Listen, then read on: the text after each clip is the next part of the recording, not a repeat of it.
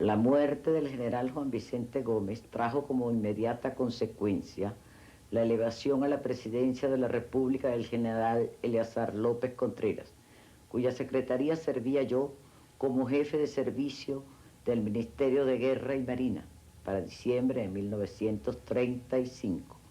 Las difíciles circunstancias del momento, los nexos de amistad y la confianza que me dispensaba el general López Contreras me hicieron entrar en contacto con los políticos que actuaban en el primer plano nacional. Mi carrera hasta ese momento había sido absolutamente militar. Cierta situación que el gobierno consideró difícil en el estado Táchira determinó al presidente de la República a enviarme en comisión a esa región. El carácter de ella era más político que militar, y estando en su desempeño fui llamado a Caracas, en donde a mi llegada se me nombró ministro de Guerra y Marina el 1 de marzo de 1936, cargo que ejercí hasta el 9 de marzo de 1941. Mi carácter respetuoso de la ley, ajeno a toda clase de componendas, la constancia en el orden profesional, mi sentimiento de patriotismo y mi consagración al servicio del país, tal vez indujeron al general López Contreras a recomendar mi candidatura a sus amigos políticos que tenían la facultad de elegir al presidente de la República. Y fui electo limpiamente, con abrumadora mayoría por el Congreso Nacional en sus sesiones ordinarias de 1941. Y así, sin intrigas, sin querer desplazar a nadie, limpia la conciencia, con el espíritu abierto a las más generosas corrientes, asumí la suprema responsabilidad el 5 de mayo de ese mismo año. Este era el gran presidente demócrata Isaías Medina Angarita, mi marido.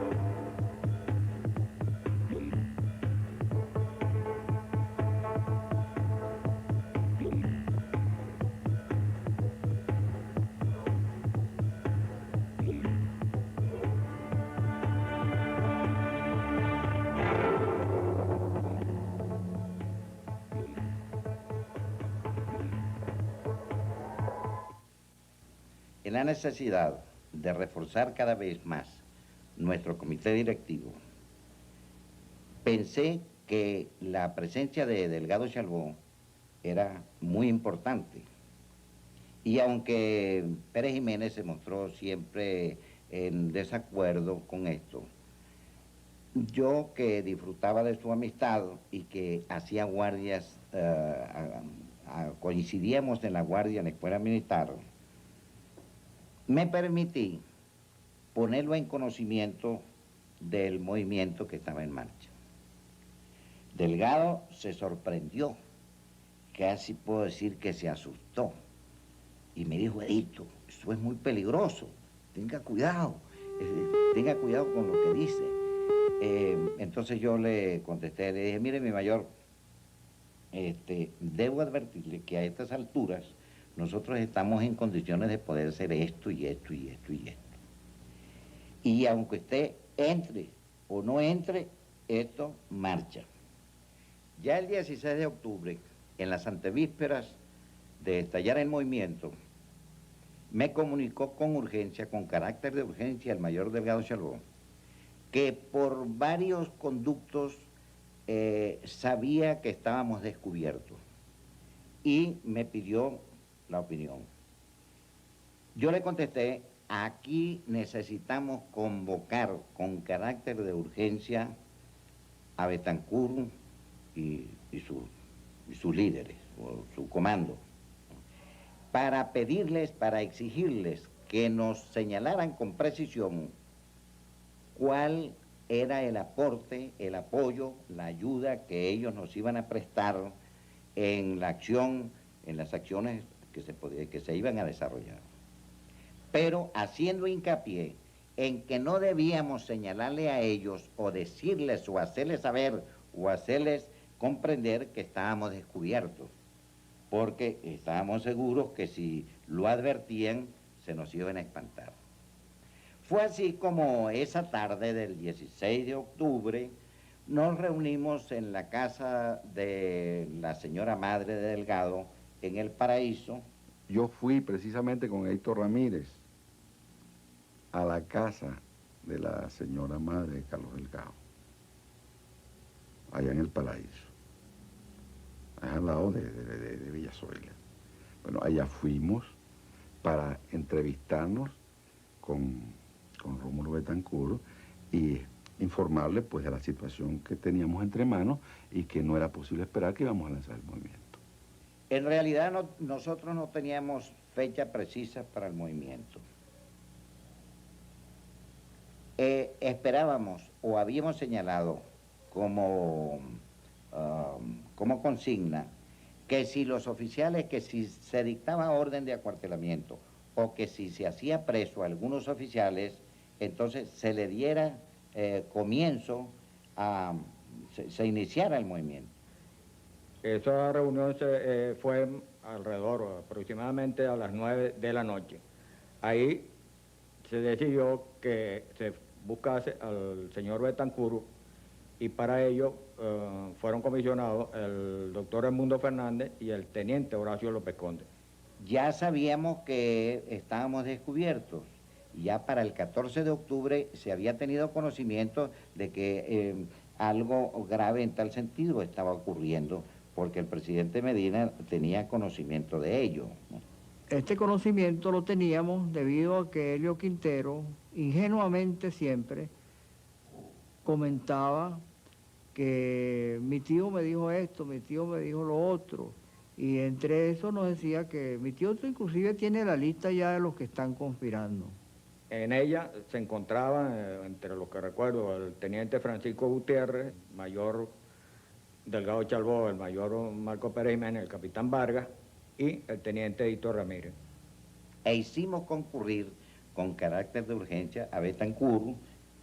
Se le planteó ahí el objeto de la reunión, advirtiéndole que era preciso ya concretar estas exigencias, puesto que había el peligro de poder ser descubiertos, ¿no?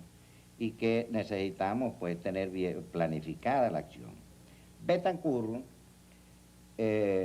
contestó que él no podía tomar una decisión por él mismo sin consultar con sus líderes. Que como los líderes estaban reunidos en Caracas con motivo del meeting que se iba a celebrar el día lunes y que por haber llovido se pospuso para el día miércoles 17 de octubre, entonces él proponía tener con los líderes del partido una reunión el jueves 18 en la mañana. Luego se reuniría con nosotros en la tarde y entonces ya podían decirnos cuál era la colaboración que ellos podían prestarnos. Hasta este momento no hay ningún compromiso ni ninguna cuestión de cómo se estructuraría propiamente el gobierno. Aquella noche, en la reunión de esa noche, yo experimenté una verdadera decepción cuando oí que el mayor Julio César Vargas, inocente y poco avisado en los manejos políticos, como éramos todos los militares que nos metíamos en aquellos asuntos por primera vez, le dijo a Betancourt: hagan ustedes con el poder civil lo que ustedes quieran, que nosotros nos encargaremos exclusivamente del ejército. Al salir de ahí quedamos de que la orden de alzarnos era la orden de acuartelamiento que diera el gobierno.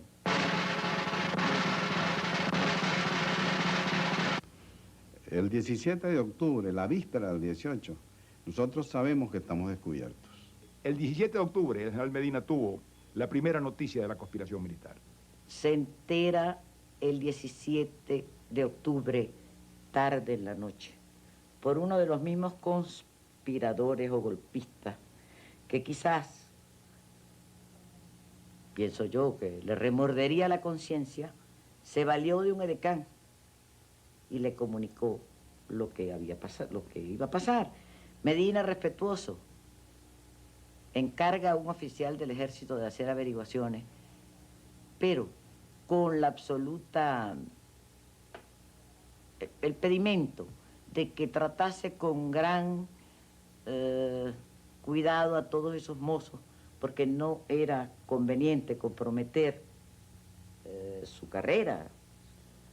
Se quedó así, le dijo, y tengan mucho tacto, porque esta denuncia que acabo de recibir puede ser una infamia, y yo no creo que esos jóvenes vayan a hacer una cosa de ese género.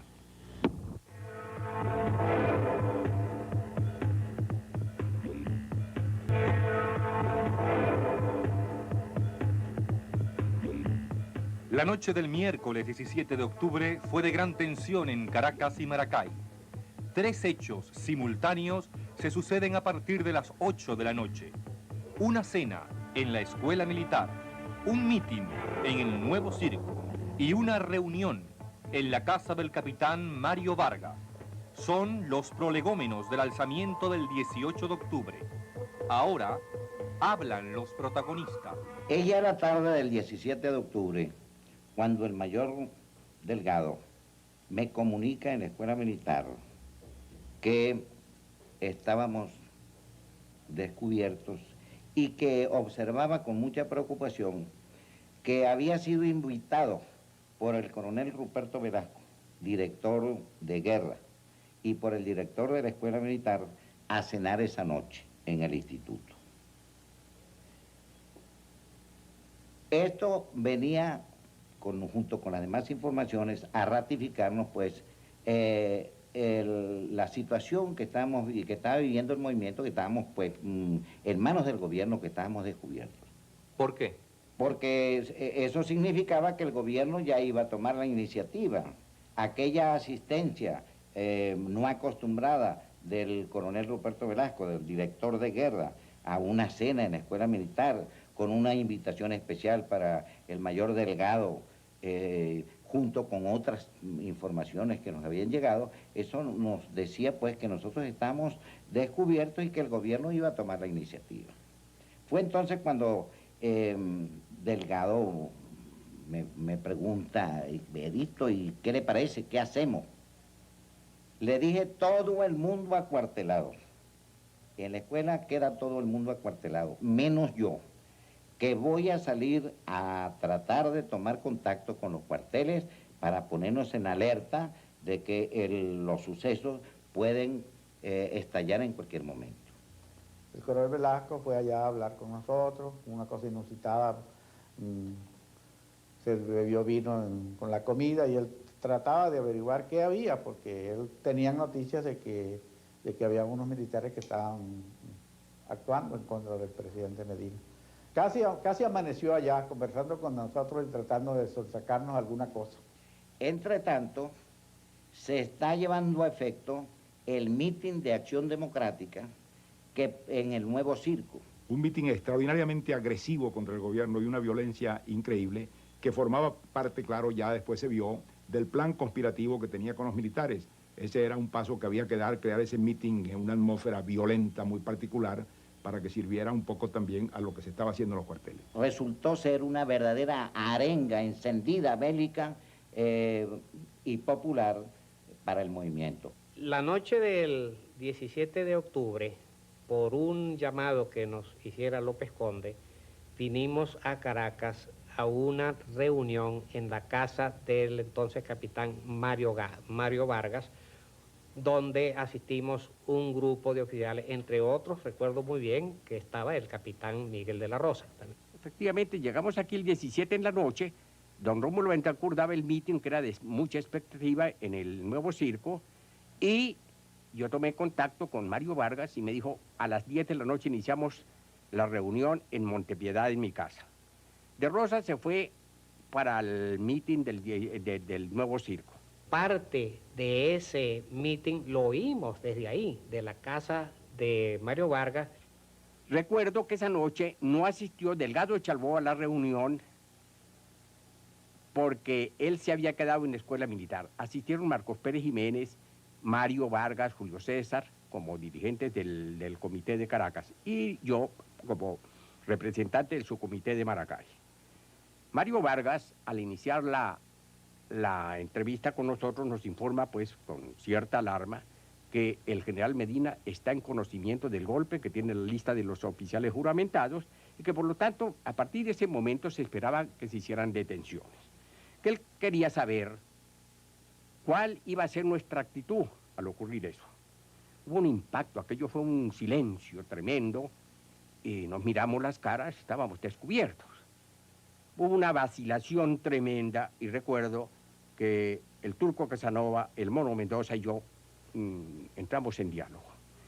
Y entonces interviene Julio César Vargas, Marco Pérez Jiménez, con una intervención desconcertante.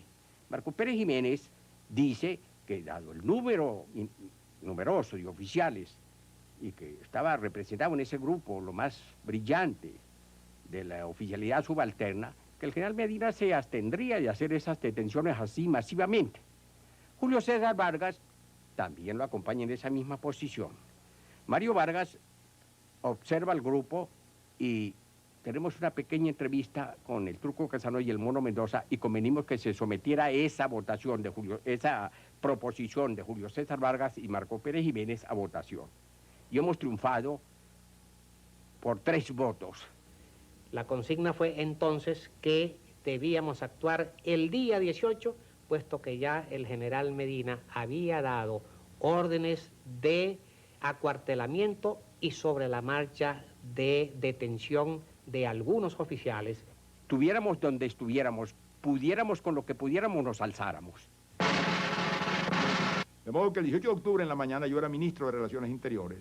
El general Medina me llamó a Miraflores y yo iba a salir de Caracas porque iba a descansar un poco en Los Teques y me dijo que mejor era que no me fuera porque había denuncia de que había una conspiración militar y que él había dado orden de detener a algunos oficiales. Pero aún en ese momento, y esto revela el carácter de Medina, él me decía, he dado órdenes de hacer una investigación con mucha cautela, porque yo no quisiera romperle su carrera a ningún hombre por una denuncia.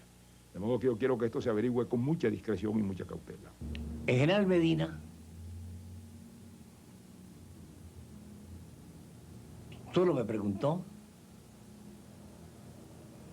cuántos calabozos tenía en el cuartel.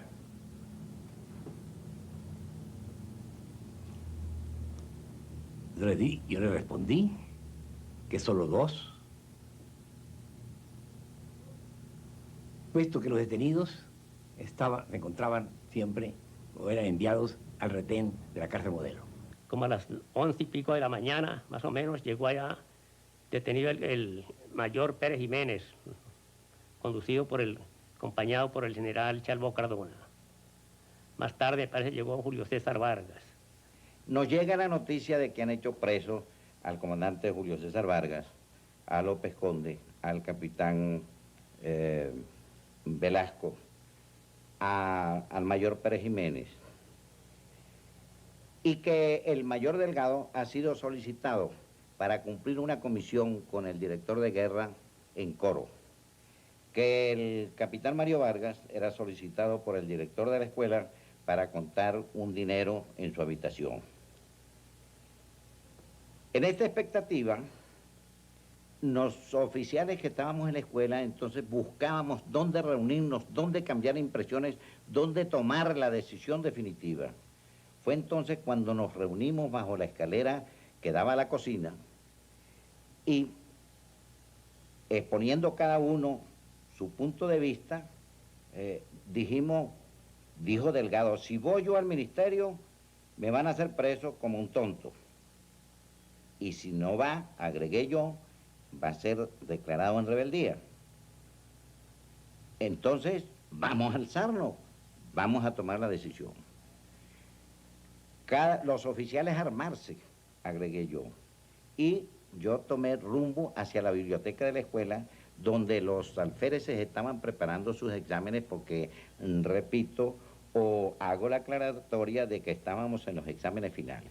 Y cuando llegaba al comedor de oficiales, vi que un grupo de ellos traía ya preso al director de la escuela. Visto esto, el mayor Delgado me conminó a quedarme yo con el director de la escuela para conducirlo al calabozo mientras él se ocupaba de otras cosas. Y cuando marchábamos hacia el calabozo, vi que otros oficiales traían preso ya al director de guerra que ofrecía resistencia. Ya a las puertas del calabozo, me grita Mario Vargas: Edito, háblale al personal.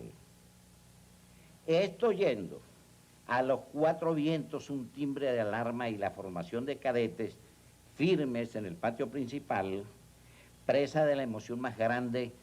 Entonces, así les arengué: cadetes, dije, la suerte de la República está echada. Hemos iniciado un movimiento revolucionario encabezado por la juventud militar.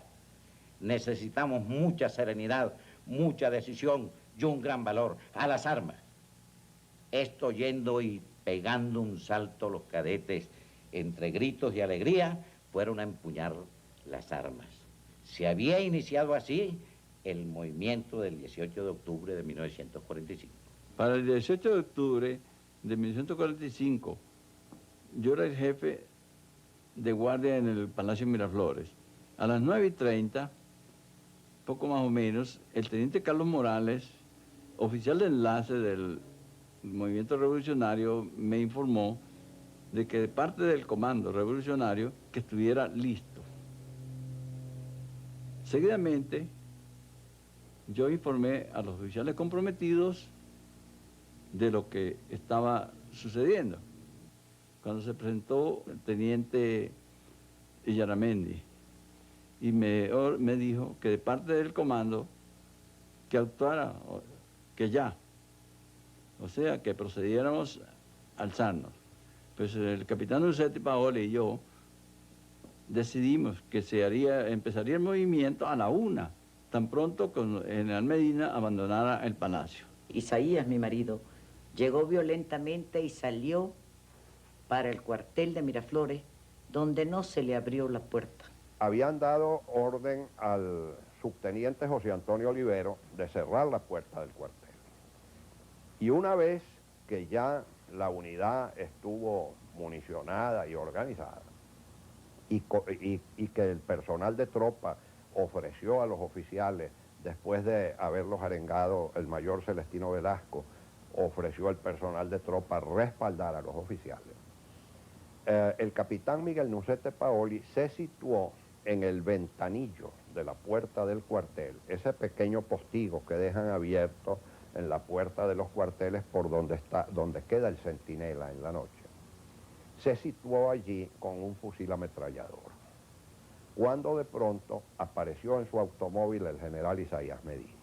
Pero se dio cuenta de que ya no contaba con el cuartel de Miraflores. El general Medina conminó un par de veces al capitán Nucete desde su automóvil a que se acercase, y ya a la tercera vez el capitán Nucete le dijo: general, retírese y evite aquí sucesos desagradables.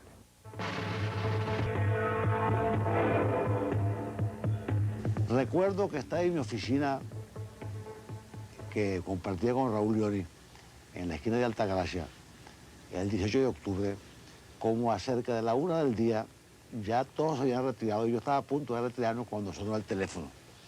Se trataba de la señora madre de Delgado Chalbaud, y fue ella quien me dijo, de parte de su hijo, que estaban ya insurreccionados en la escuela militar, y de que por consiguiente nos enviaban a decir que procediéramos a la colaboración que podríamos prestar. Me encontré solo con aquella responsabilidad y empecé desde luego a llamar por teléfono a todos los compañeros, con la dificultad consiguiente a la hora aquella, a la 1 de la tarde. Por fin fueron apareciendo Prieto, Lioni y finalmente Betancourt. Encontré a Gonzalo Barrio hablando en francés por teléfono. Hablaba con Delgado Chalbaud, que estaba en la escuela militar. Delgado Chalbaud le comunicaba a Gonzalo que había comenzado el golpe de Estado, que ellos habían cumplido con su compromiso, que cumpliéramos nosotros con el nuestro. La madre de Delgado Chalbaud estaba al lado de Gonzalo Barrios. Recuerdo que le dije a la señora Delgado Chalbaud, dígale usted a Carlos que deben contar con el hecho de que nosotros no tenemos una organización militar que pueda proceder como ellos a dar una orden que se cumpla automáticamente. Nosotros vamos por sorpresa, el estallido, tenemos que comunicarnos con nuestra gente y creemos que solo en horas de la noche podría revelarse participación nuestra. Inmediatamente yo me fui a la librería. Mi librería era centro de reunión y allí llegaban los militares para llevar las noticias haciéndose reconocer con una consigna: China en armas. Llegaban buscando el libro China en armas en la librería. Yo podía entonces retirarme al fondo de la librería con el militar para conversar lo que fuera necesario comunicar al partido. Nos fuimos a almorzar a un restaurante que estaba cerca de Altagracia, en espera del desarrollo de los acontecimientos y para discutir las medidas que podríamos tomar. Allí hicimos una reunión que pareció pesimista porque estábamos convencidos en ese momento de que era muy difícil que se pudiera dar el golpe cuando en realidad surgía como una cosa abortada porque el gobierno había hecho presos a algunos militares. Una de las circunstancias más difíciles que atravesamos en aquel momento es el hecho, o derivada del hecho, de que no podríamos haber dado publicidad a nuestra participación en el movimiento, publicidad previa, porque esto hubiera sido revelar la existencia de la conspiración y por consiguiente denunciarla. De modo pues que mucha gente nuestra, y particularmente en el mundo estudiantil, estaban prejuiciados contra lo que pudiera ocurrir en ese sentido, porque se decía que había una conspiración que presidía el general López Contreras. Resolvimos en ese momento que solamente dos personas, Betancourt y Leoni, asumieran la responsabilidad de las reuniones con los militares para tratar de salvar el partido. Recuerdo que estando en el restaurante se oyeron algunos disparos. La gente no se conmovió, los clientes ordinarios, creyendo seguramente que se trataba de cualquier cosa, cualquier circunstancia que no venía al caso. Pero nosotros que sabíamos lo que ocurría nos levantamos, salimos y entonces nos dedicamos a movilizar a nuestra gente en cuanto podríamos para la tarde. Yo me fui directamente a la casa del partido. Me encontré con que había mucha gente equivocada, que creía que se trataba de un golpe de la reacción de López Contrerista. Yo conversando con los grupos de gentes que estaban allí, digo lo que se me ha dicho, pues, lo que he recibido en la calle en el periódico, que se trata de un golpe lopecista, y a mí me parece que frente a una situación como esa, el partido debería estar al lado de Medina, puesto que ya conocíamos de una larga clandestinidad la conducta lopecista contra la Fuerza Democrática.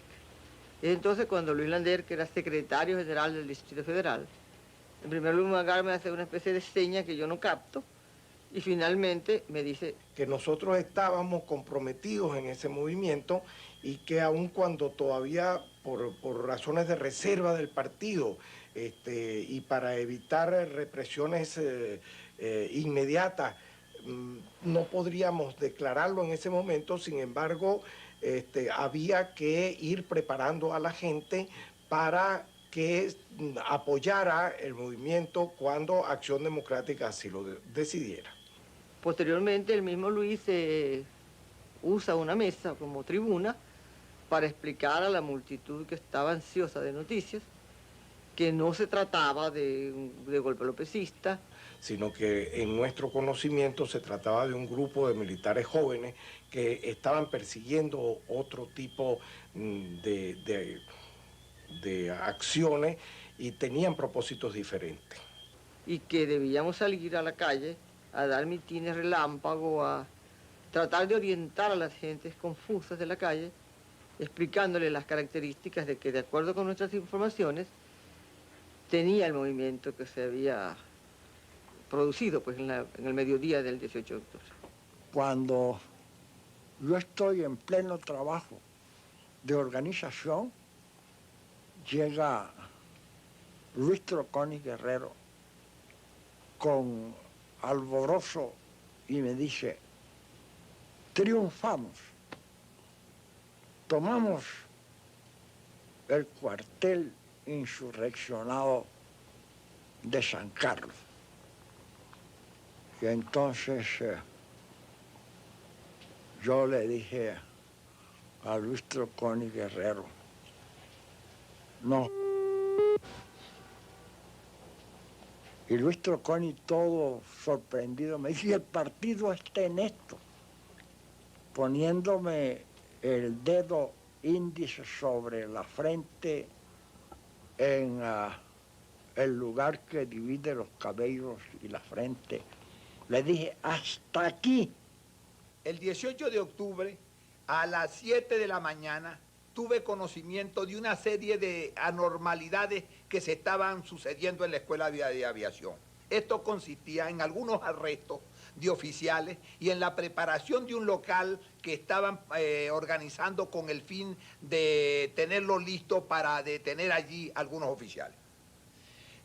Vista esta situación, me fui a la casa del mayor Fuentes con el fin de transmitirle aquella información y le sugerí que de inmediato se fuera él a poner al frente de su unidad, porque algo anormal estaba sucediendo y que mi concepto no era otra cosa que el golpe había abortado.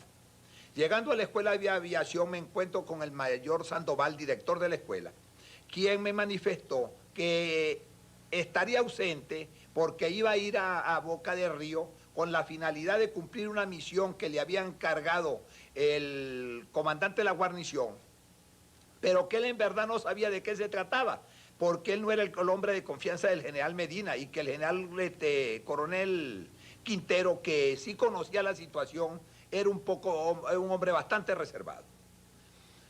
Me pidió que estuviera atento a todo mi movimiento dentro de la escuela. Saliendo el mayor Sandoval, traté yo de poner mi mente en orden y de inmediato pensé que era necesario constatar la veracidad de aquellos hechos, sobre todo la situación de Caracas. Me fui a la compañía de teléfono, pedí una llamada a la escuela militar, me contestó un brigadier que es hoy el teniente Garrache Jiménez, y me puso al habla con el capitán Mario Ricardo Vargas. Me informó que la escuela, ellos se encontraban en pleno movimiento y que notificara a los cuerpos y que él pensaba que éramos muchos y que no podíamos fracasar. Ya nosotros habíamos observado la visita de los dos, del general y el coronel Conde García y general Andrónico Rojas, con el comandante de la guarnición, el general Marco Ardila, y que estaban visitando los cuarteles. Entonces Tamayo llega con un traje de baño en la mano. Ya teníamos un tanque grande que era como una piscina y lo increpa el comandante del batallón motoblindado, el teniente coronel Castro Zambrano. Y Tamayo, ¿qué hace por aquí? Le muestra el traje de baño y le dice: vine a ver si me doy un bañito ahí en la piscina. A esto era ya casi el mediodía. Nos informa todo lo que está sucediendo para que tomemos las previsiones, procedamos a organizar lo que necesitemos y fijar una hora para la insurgencia. Como eran las 12, dimos el plazo de una hora, ya más o menos estábamos preparados. Observamos en el cuartel Páez, sede del batallón Caracas y del batallón motoblindado Bermúdez número 1, del cual yo era plaza, que llegan detenidos o los llevan el mayor Hugo Fuentes, jefe del movimiento en Maracay, y el capitán de la Rosa, uno de los dos capitanes detenidos. El brote subversivo se estaba localizado en el cuartel Páez de Caballería. Me dispuse entonces a enviar un nuevo mensaje. Cuando esto sucedía sonaron los primeros disparos en el cuartel Páez, me regresé a la escuela, formé los cadetes, y en el momento en que estaba repartiendo el parque, hizo de su entrada nuevamente el mayor Sandoval. Hicieron preso al director y tomaron la escuela de aviación. Nosotros nos trasladamos al cuartel Páez. ¿Cuál sería nuestra sorpresa? Que al llegar allí, el general Andrónico Rojas, que había llegado en la mañana del 18 a las 10 de la mañana, había sido designado por el general Medina para reforzar la posición del general Andrónico Rojas, estaban reunidos con todos los oficiales de la guarnición de Maracay en el comando del cuartel Venezuela. Nosotros logramos entrar. Inmediatamente estaba Maldonado Silva en la puerta con el espectrillo esperándonos qué íbamos a hacer. Y le dije yo, alzarnos.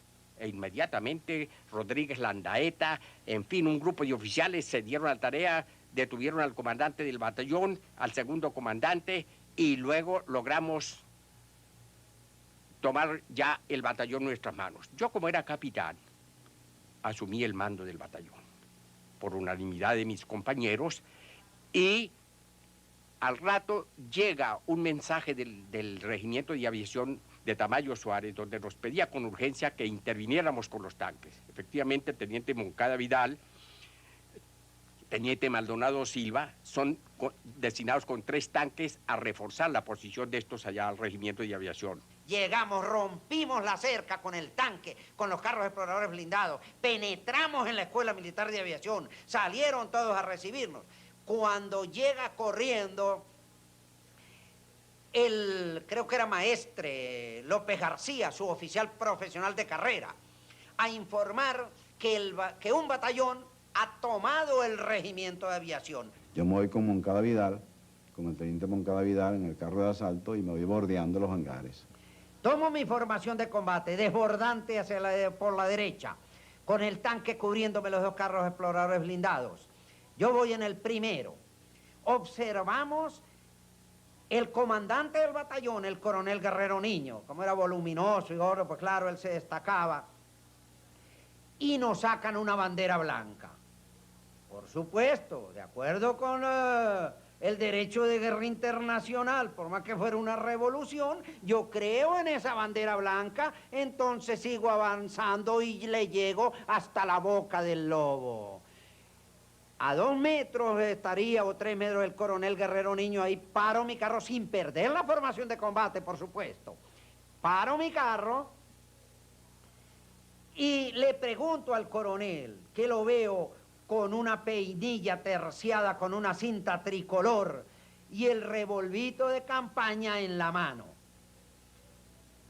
Y le pregunto, ¿con quién está usted? ¿Con la revolución o con el gobierno? El coronel vacila, no me responde. Y López García le insiste, responda, coronel, responda. ¿Con quién está usted?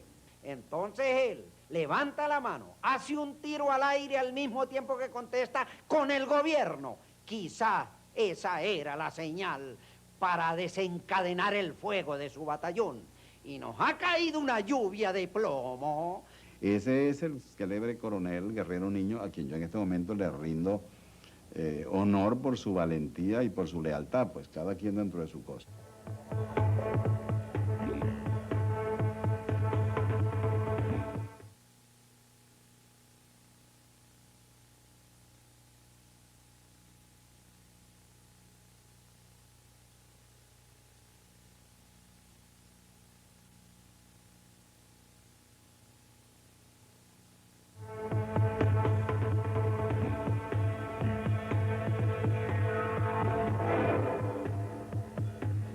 Vine a mi casa y como a las 2 de la tarde recibí una llamada del director de telégrafos, el señor Romero Burgos, para entonces, quien me manifestó que sería bueno que me trasladara a mi despacho de Caracas porque la situación no estaba tan normal como siempre.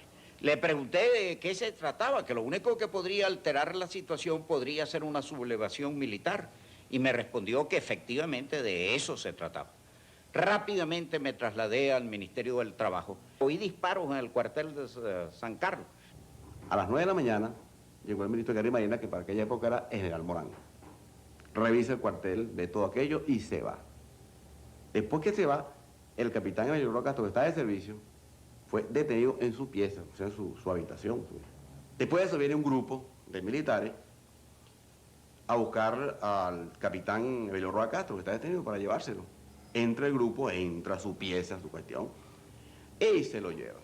Cuando va saliendo, por la prevención, el grupo de oficiales con el capitán Zambrano en el medio, se oye un disparo, otro disparo y otra plomazón. Cayó el teniente Zambrano, cayó Galaviz, cayó el coronel, el comandante del cuerpo, cayó herido, el capitán Emilio Roa Castro herido, después se murió y total comenzó el de pelote, de plomo para allá y plomo para acá, de la prevención nos disparaban, nosotros disparábamos a prevención, nosotros buscábamos quién era que nos disparaba. Entonces uno veía para el techo y nada, veía para el lado, ¿quién nos dispara, chico? Entonces uno veía hacia el frente, veía un compañero, veía a un lado, veía a otro compañero. Entonces uno no sabía qué era lo que pasaba y quién era que nos disparaba y a quién le disparábamos nosotros. Entonces se calma la plomazón, entonces aparece una cantidad de muertos en el patio, en oficiales. Llega el general Medina con un ayudante y forma a todos los oficiales en la parte principal del cuartel y comienza a interrogarlos uno por uno, preguntándole, ¿usted está conmigo? Entonces el oficial le contestaba, sí, mi general. ¿Usted está conmigo? Sí, mi general. ¿Usted está conmigo? Sí, mi general. Cuando llegó el turno al coronel Marqués Padrón, él no contestó rápidamente, sino contestó un poquito retardado. Entonces el general Medina reaccionó violentamente contra él, pensando que ese sí estaba metido en el movimiento. Le dijo, métame a este oficial inmediatamente al calabozo. Más tarde, después de que el general Medina sale del cuartel, llega el general Pereda Bermúdez con un montón de cajas de municiones y varias armas largas, tratando de buscar al general Medina, porque él lo andaba buscando en todas partes y no lo encontraba, y llamando por teléfono y preguntándole a todos los oficiales, ¿usted sabe dónde está el general Medina? ¿Dónde está el general Medina? Que yo tengo que hablar con él. Él sale de ahí y se va para el cuartel San Carlos.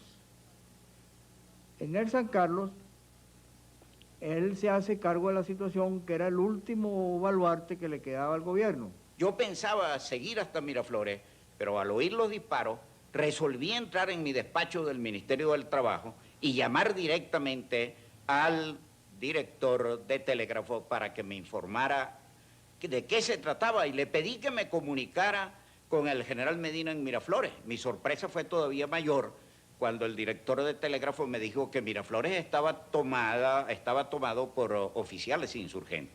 Le pregunté que dónde estaba el general Medina en ese momento. Me dijo que en el cuartel de policía. Allí me trasladé inmediatamente. Como a las 3 de la tarde, hizo su entrada a la policía el general Isaías Medina Ancarita,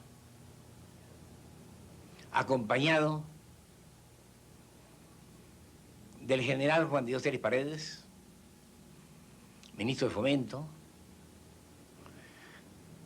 del coronel Delfín Becerra, ministro de Guerra y Marina,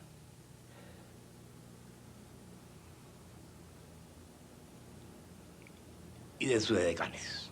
Me acerqué al general Medina y le pregunté, general, ¿qué es lo que pasa? Y me dijo una situación muy grave, que el cuartel de Miraflores y el cuartel Ambrosio Plaza están sublevados, y también la escuela militar. En ese momento llegó Antonio Arraiz, que era entonces director del Nacional, y el general Medina, dirigiéndose a él, le dijo, ya usted ve, Antonio, lo que pasa por estar los periódicos siempre criticando la obra del gobierno, diciendo que los gobernantes son incapaces. Ve tú a dónde nos ha conducido la inconversión. Allí el general Medina impartió algunas instrucciones al gobernador de Caracas y al jefe de la policía, y salió acompañado de Celis Paredes a tomar su automóvil. Yo le manifesté mi deseo de acompañarlo y gustosamente aceptó mi indicación. Cuando pasamos por la esquina de San Francisco ya había gente agolpada allí en la esquina. Al paso del presidente lo vitorearon con entusiasmo.